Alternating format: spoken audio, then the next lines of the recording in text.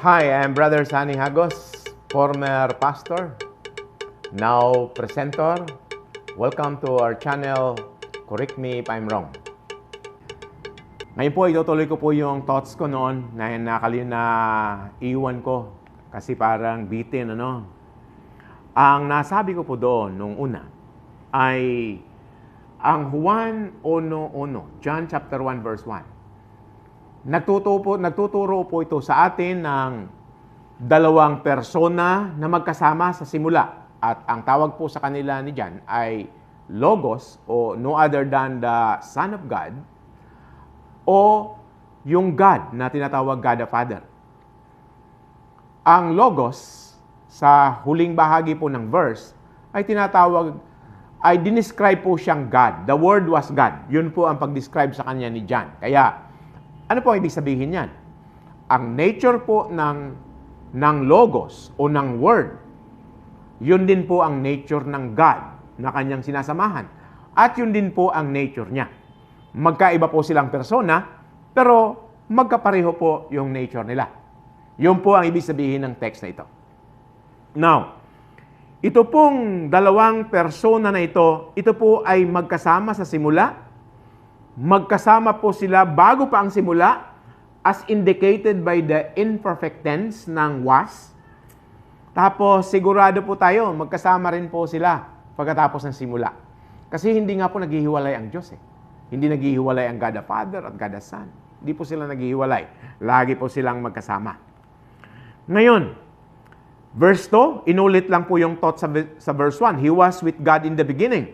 Pero ang medyo magbigay po kayo ng focus o attention doon sa verse 3. Ganito po nakalagay sa verse 3. Through Him, all things were made, and without Him, nothing was made that has been made. Magtanong po tayo, sino po ay yung plural na Him? Alam niyo po, ang sagot dito, ito po yung Logos. Ito po yung Son of God. Sabi po ng text na ito, through the Logos, through the Son of God, God the Father created. Ano po ang ibig sabihin niyan? Ang God the Father, sabi po sa verse na ito, ay nag-create sa pamamagitan ng kanyang Son. Kaya po, ang Father and Son, they are both involved in creation.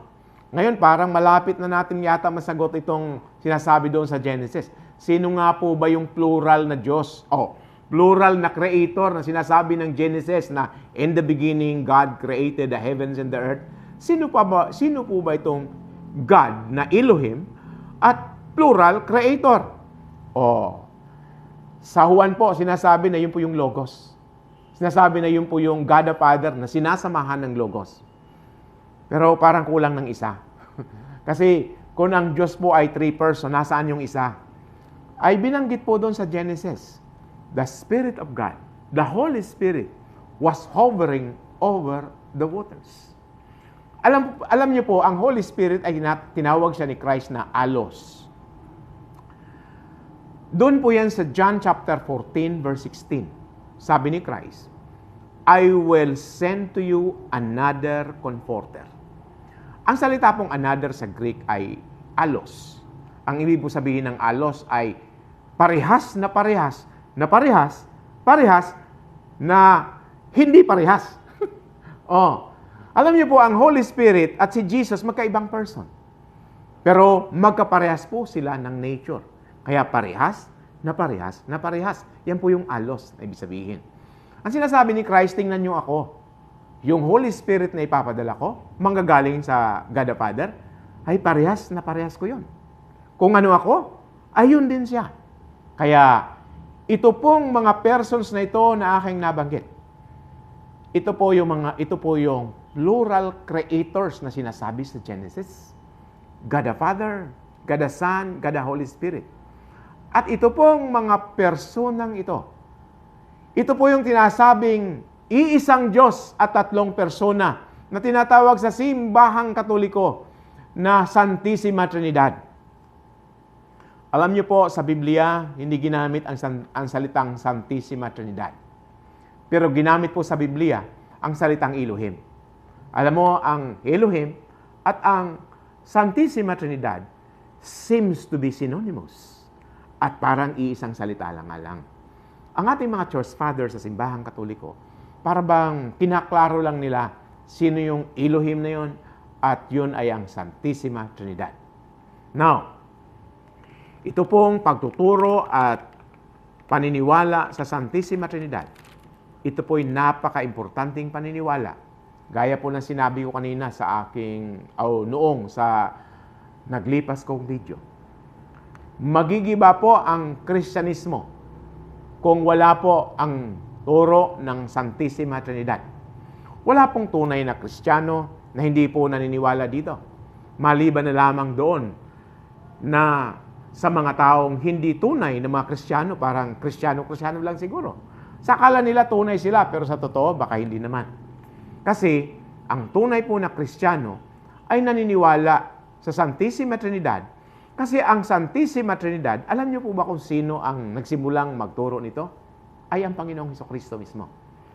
Kung wala po ang Panginoong Hesukristo nagturo, ay hindi po natin malalaman na mayroong Santissima Trinidad. Sabi ni Christ, mayroong nagpadala sa akin, ako yung pinadala. Mayroong nagpadala.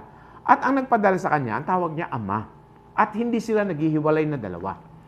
Ang Ama, sabi ni Christ, ay nasa akin. Ako naman ay nasa Ama. Pero ang Ama ay hindi ako. Ako naman ay hindi ang Ama. Magkasama lang talaga sila and they have the same nature. Kasi siya ay Diyos kagaya na sinabi ni San Juan sa kanyang unang chapter at unang verse sa kanyang libro. Now, at sinabi naman ni Christ na ang Holy Spirit ay allos. Ibig sabihin, the same sa kanya. Pero hindi sila parehas na persona.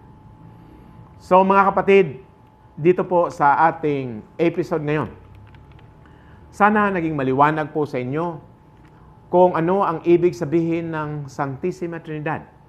At sana po ay mag-aral po tayo at kung hindi man malalim at mahigpit ang ating hawak sa doktrinang ito, ay higpitan po natin kasi ito po ang tamang pagtuturo sa Diyos.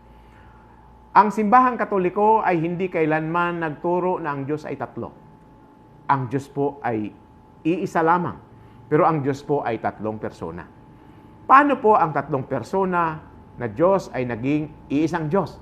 Dahil po doon sa iisang nature na mayroon sila.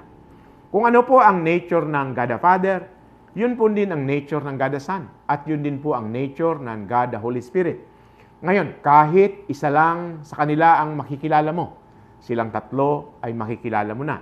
Minsan sinabi ni Christ yun, makilala niyo ako, kilala niyo rin ang Ama.